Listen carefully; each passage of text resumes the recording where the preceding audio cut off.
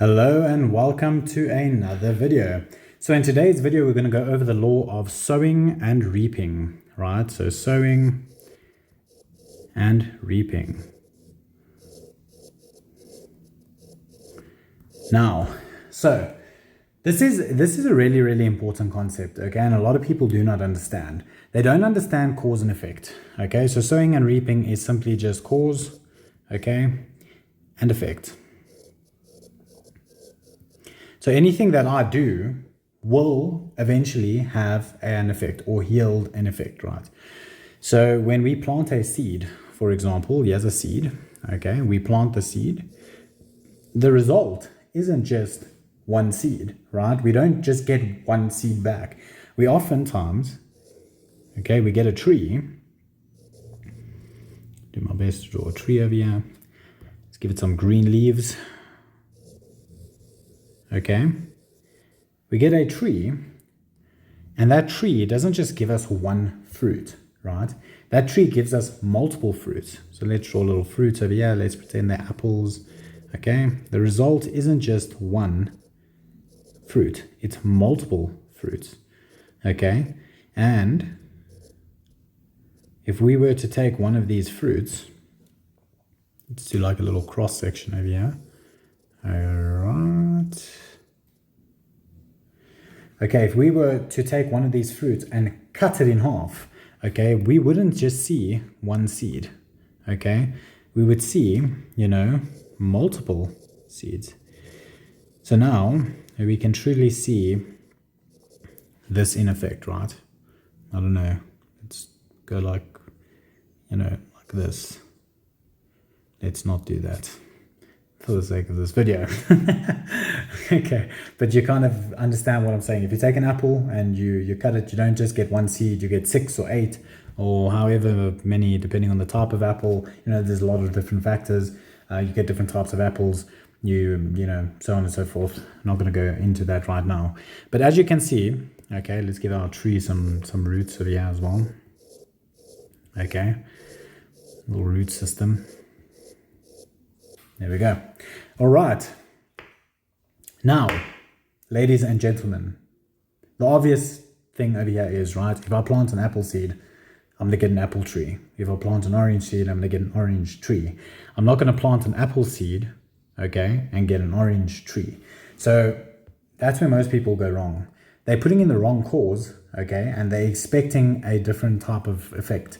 So, for example, you go out, you want to start a business, and you decide you really are passionate about books, okay, and you love books, and you love to feel books on your fingers, and you love the sound it makes when you flip through the pages, and you love the smell of the paper, and you love holding the book in your hands, and you are really proud when you go and you put that book on your bookshelf and you want to brag about it to everyone, right? So you're really passionate about books.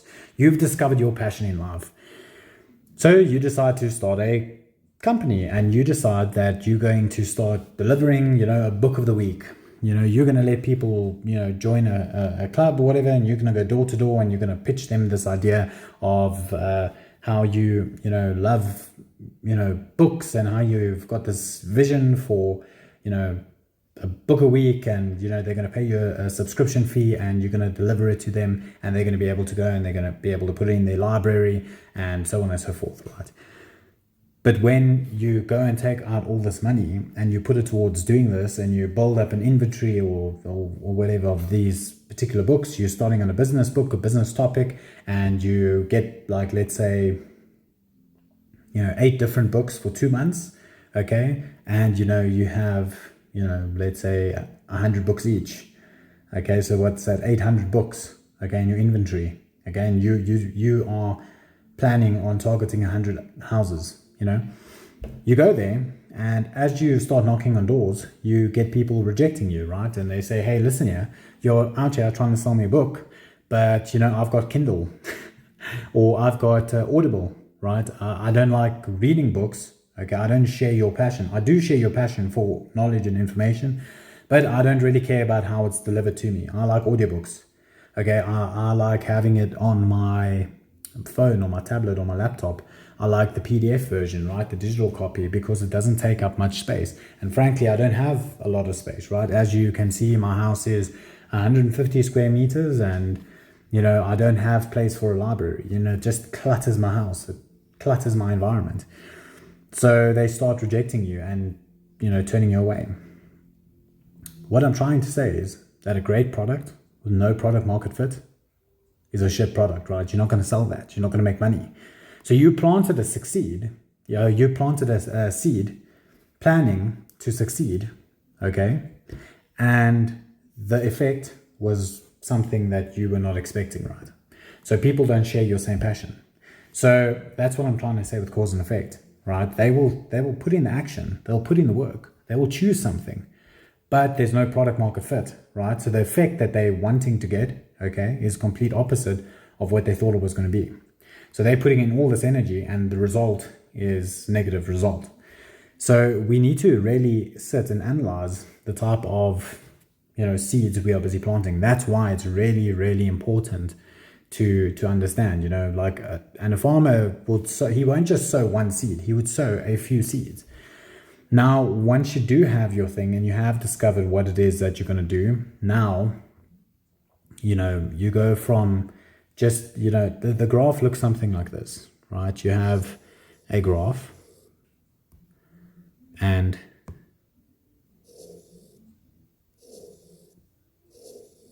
do my best to kind of draw this out here for you. And it gets to a point, and then it gets to a point where, it goes higher again.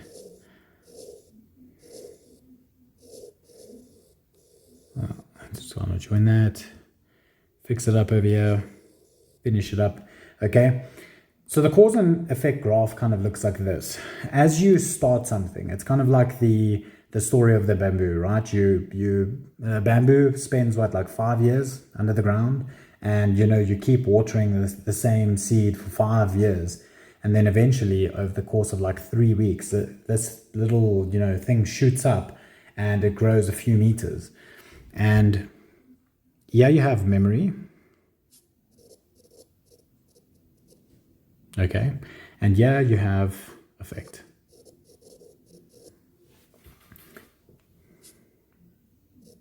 I don't know. Does it look right? Who cares, right?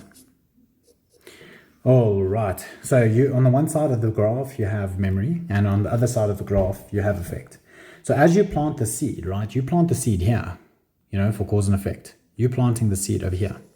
And when you plant it here, the memory of it is extremely, extremely new. But as time goes on, this could be a couple of years. Let the bottom line over here represent time. Okay, yeah, we have time. And as time goes on, as the years go on, as the months go on, this is what happens to the memory, right? The memory starts to fade. Okay. Now you've started something, okay, and you've put in a lot of work and you're not seeing the immediate results, right? So cause and effect. The seed is busy growing, okay, into the tree.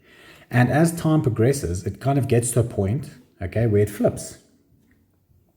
And now you start seeing little, I don't want to do it in red, I'll do it in, let's say, like this light blue color.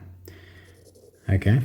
So as time progresses and you've forgotten about what you've done, all the work that you've been putting in throughout the years, right? So iterating, starting a business, playing around with ideas, having failures and then, changing, tweaking, and then doing again, and changing, tweaking, and doing again, and discovering truth and learning extra skills and, pushing and pushing and pushing and pushing. So as time goes on, you now start to see, like, you've forgotten about all the hard work that you've put on and about what you were doing.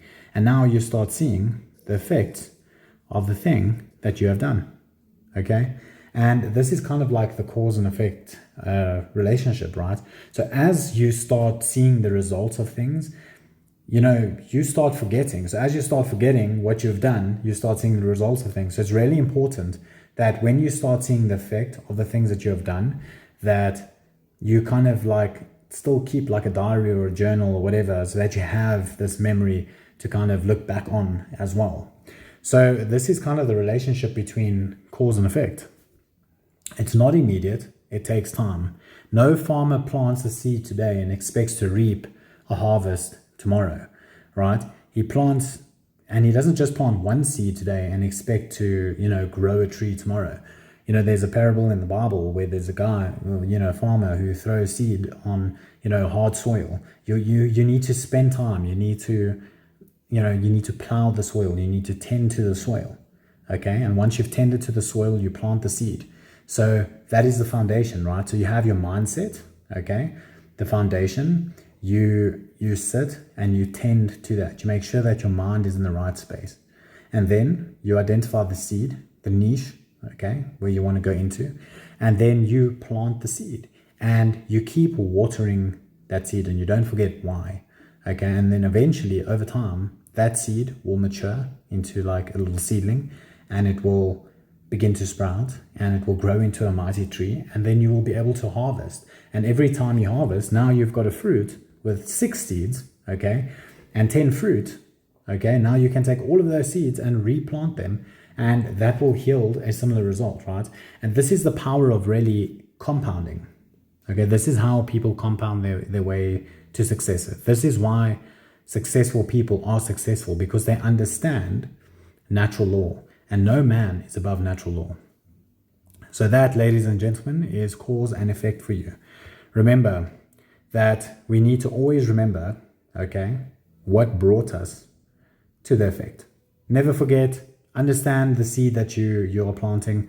The Bible says that you will know the seed that you plant by understanding, okay, what you are busy planting. Okay, so you will understand the fruit by the seed that you have planted. So if you plant an apple seed, you will get an apple tree.